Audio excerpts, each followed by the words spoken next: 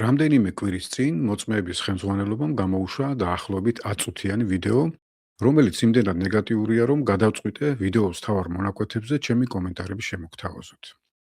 ეს გახლავთ პიტერ პრაისი, მოწმეების საგამომცემლო კომიტეტის დამხმარე. ამ ვიდეოში ეს კაცი საუბრობს ისეთ შემთხვევაზე, როცა იეჰოვას მოწმეს ეჭვები და კითხვები უჩნდება. როგორც თვითონ ამბობს, ეჭვები და კითხვები სრულიად ბუნებრივია და გასაკვირი ამაში არაფერია. ფაქტია, ყოველთვის შეიძლება ვერ მიხვდეთ, თუ რატომ მივიღეთ ესა თუ ის მითითება. და ეჭვები და კითხვები გაგვიჩნდეს. და თუ კითხვებს ვსვამთ, ნიშნავს, რომ მდრტვინავთ. ზოგჯერ შეიძლება რაღაც გვაეჭვებდეს, კითხვები გქონდეს. ეს სრულებით ბუნებრივია და გასაკვირი არაფერია.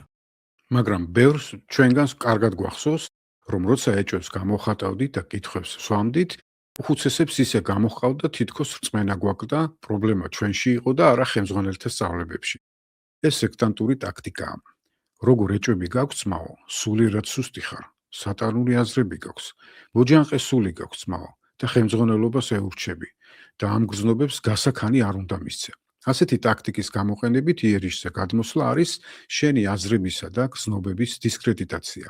მაგრამ თუ ამ გრძნობებს გასაქანს მივცემთ, შეიძლება ეჭქვეშ დავაყენოთ ძმების გადაწყვეტილებები და დრტვინვა დავიწყოთ. ცხადია, რომ ფაქტების გარეშე ეჭვების ხელოვნურად გაფანტვა შეუძლებელია. როცა ვინმეში ან რაიმეში ეჭვი გვეპარება, ეჭვების გასაქარწყლებლად ვინმეს ავტორიტეტი ან პატივისცემა საკმარისი არ არის.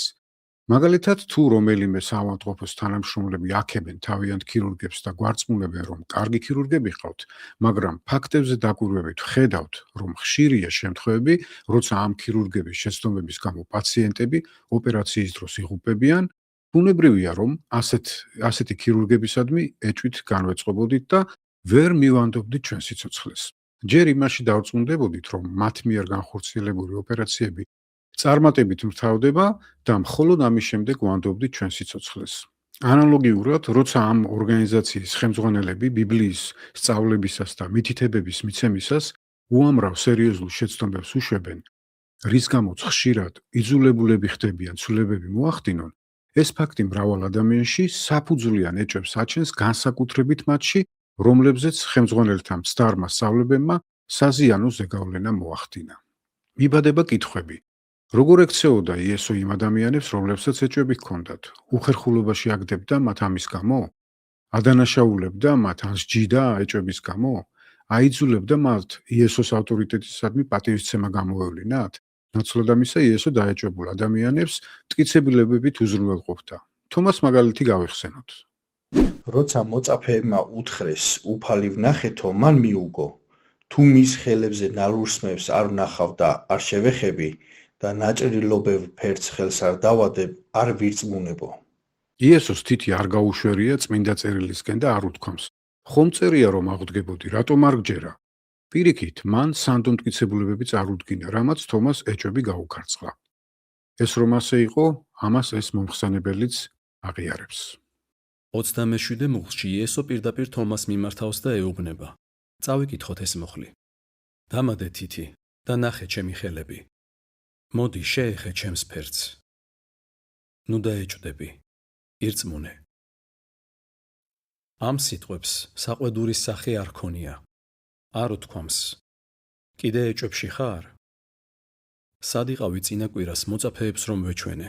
პირიქით იესოს აქციელიდან სითბო ჩანს და ეხმარა ეჭვები დაეცლია. თომას სიტყვებიდან ჩანს, რომ სკეპტიკურად იყო განწყობილი და ეჭვების გასაქარწყლებლად მას მტკიცებულება სჭირდებოდა.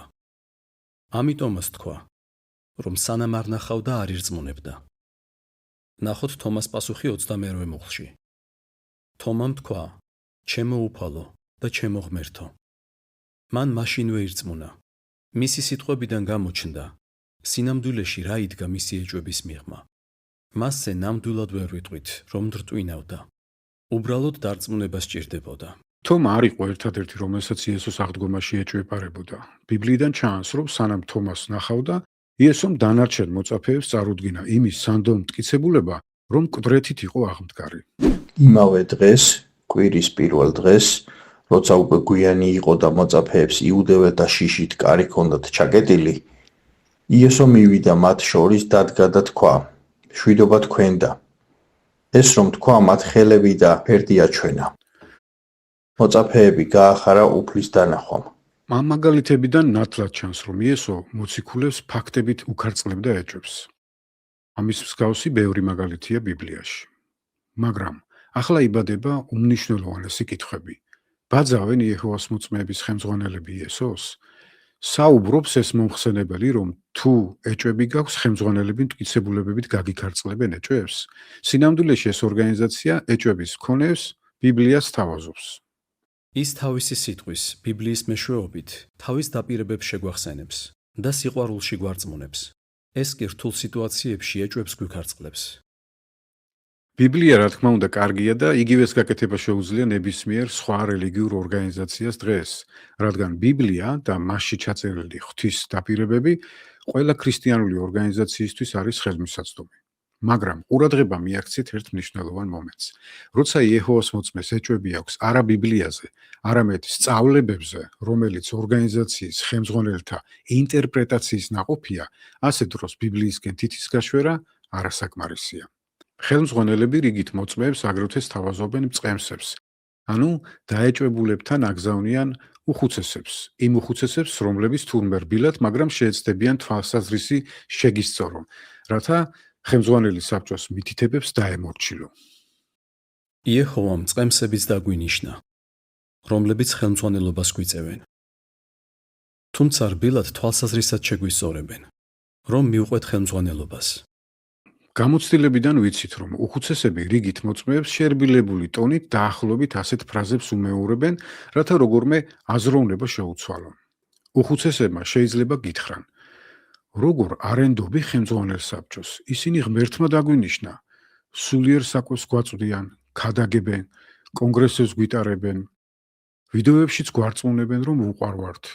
მართალია ბიბლიის ახსნებში შეუშეცდომოები ვერ არიან, მაგრამ მაინც უნდა ვენოთ. აი ჩვენ შემოგხვდეთ, ჩვენ წავიდოდით ორგანიზაციიდან, ასე რომ არ იყოს.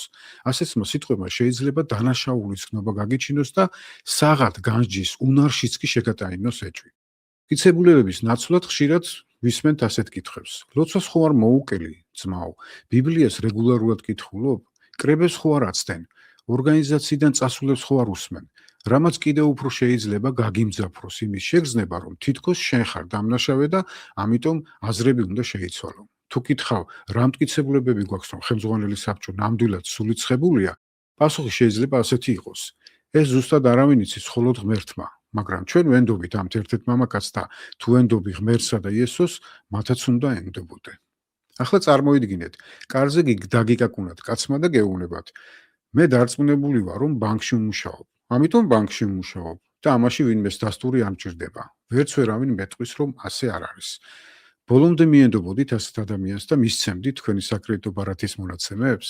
თუ ვინმე ამერიკელი ბაბუა მაგალითად გამოვა და იტყვის, რომ მე ვგრძნობ, რომ სულიცხებული ვარ, ამიტომ მართალი ვარ. ასეა, სულიწმინდა თავარ ცხებული და სხვისი დასტური არ მჭირდება. იეჰოვას მოწმენ თურმე მისი სიტყვები ეგრევე უნდა აიტაცოს, დაიჯეროს და ღვთის დანიშნულ ხელმძღვანელად აღიაროს. იბადება კითხვა: როგორ იგებს ქრისტიანი, რომ ღმერთმა ის თავისი წმინდა სულით სცხო? მათ დანამდვილებით იციან, რომ ღმერთმა აირჩია. ასე რომ ცხებულებს არ სჭირდებათ ვინმეს დასტური.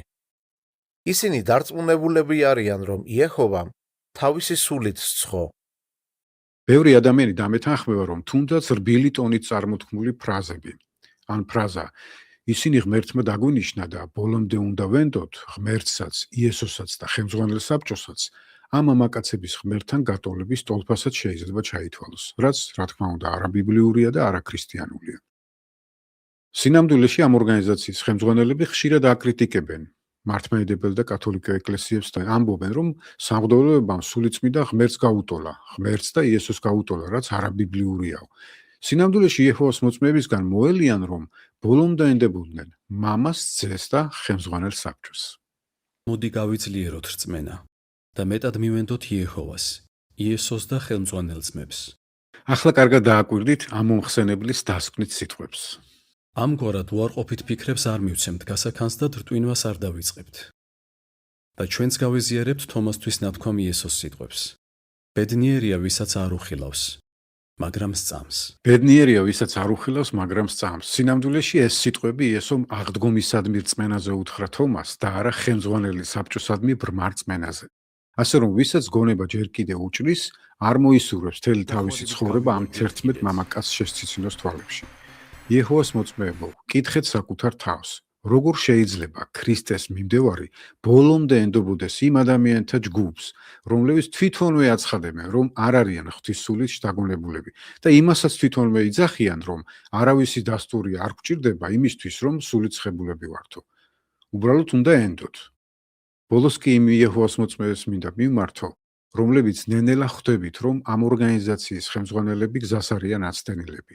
ან სულ ცოტა იმას მაინც გრძნობთ, რომ ისე ვერ არის საქმე, როგორც უნდა იყოს. თავი არ დაიდანაშაულოთ იმის გამო, რომ ეჭვები და კითხვები გაქვთ, რომლებიც ხელმძღვანელი საბჭოსა და უხუცესების შემხედვარე გაგიჩნდათ. გახსოვდეთ, რომ ყველას გვაქვს უფლება ეჭვის თვალით ვუყუროთ იმას, რაც საეჭვოა. ახლა კი დროებით, კეთილი სურვილებით გემშვიდობებით. ნახვამდის.